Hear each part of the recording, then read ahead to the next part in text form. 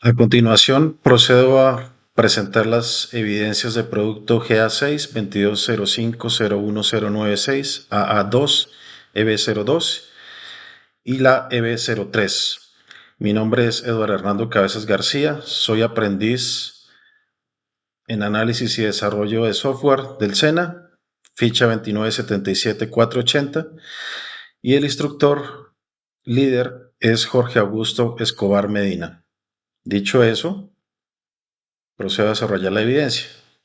A manera de introducción, pues se puede decir que el diseño y la implementación de una base de datos requiere su estructura, sea creada y aplicar restricciones, lo que garantiza que los datos puedan ser almacenados de una manera organizada, segura y eficiente, lo que conlleva a preservar la integridad de la información.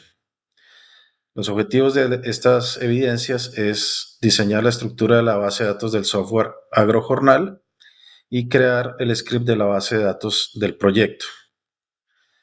Antes de comenzar el desarrollo de la evidencia, me ubico en el entorno para crear la base de datos. Entonces, para ello voy a inicio, enseguida busco MySQL Command Line Client, coloco la contraseña o password que definí al momento de instalación del software y seguidamente procedo a la creación de la base de datos y su verificación en MySQL. Entonces, para ello, pues utilizo la sentencia create database agrojornal y al colocar show databases, corroboro que agrojornal está efectivamente incluida como una de las bases de datos en mi sistema. Procedo a la creación de las tablas, dado que en la evidencia anterior el diagrama o el modelo lógico fue creado en otro software. Entonces, antes de continuar con los objetivos específicos de esta evidencia, procedo a crear las tablas de mi base de datos. Entonces, tengo una tabla tipo animal, clientes, clientes detalle y proveedores, en conjunto 4 inicialmente. Enseguida tengo la tabla nutrientes, tabla ingredientes, tabla dietas de las 5 a las 7. La última tabla que creé fue la tabla límites nutricionales. Y finalmente, al escribir show tables en MySQL, corroboro que se han creado 8 tablas para mi base de datos agrojornal. Entonces, procedo a aplicar una serie de pasos del modelo lógico, o sea, para crear el modelo lógico en MySQL Workbench, como se puede ver en la imagen, del 1 al 7. Y finalmente, pues obtengo el modelo lógico o el diseño lógico de mi base de datos, como se puede ver al lado derecho de la imagen. Inicialmente, ya dando respuesta a los puntos de la evidencia, hago la conversión del diseño lógico al físico, entonces la estructura de la base de datos. Entonces voy al entorno de MySQL Workbench y procedo a dar clic en Database y luego en Forward Engineering, como se puede ver en la imagen. Ya con eso, pues sale una pantalla para, digamos, definir los parámetros y comenzar el proceso. Entonces es importante verificar el puerto, usuario y password de acuerdo a la configuración que se había definido inicialmente. Y doy clic en OK y seguidamente en Next. Entonces hay dos, digamos, imágenes o pantallazos que continúan durante el proceso de instalación. Doy Next y aquí se crea o el sistema es capaz de generar el script en el que se especifica el código de la creación de las tablas, como se puede ver en esta imagen. Le doy en Next.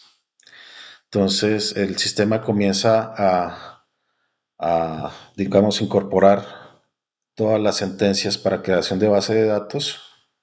Bueno, las tablas dentro de la base de datos, de hecho. Y una vez se termina el proceso, pues aquí se verificó que fue exitoso y le doy clic en Close o cerrar.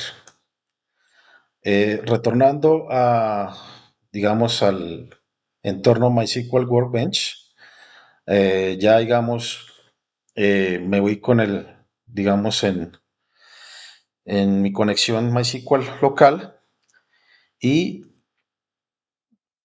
seguidamente pues procedo a trabajar con el SQL Editor.